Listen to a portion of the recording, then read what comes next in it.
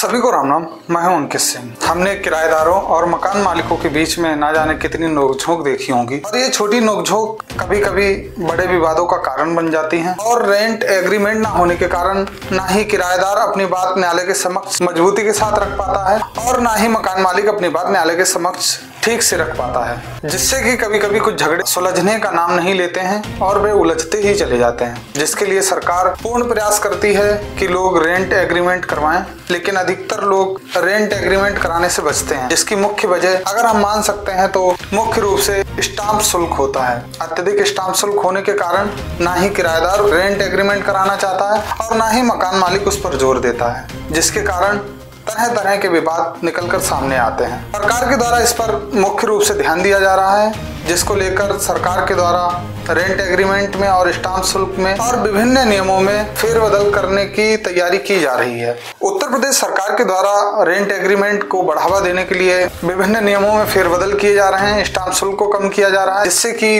मकान मालिक और किराएदार रेंट एग्रीमेंट कराने के लिए तैयार हो जाएं, जिसके अंतर्गत 1 वर्ष में रेंट एग्रीमेंट के तहत स्टाम्प शुल्क 500 से लेकर 20,000 रुपए तक का हो सकता है।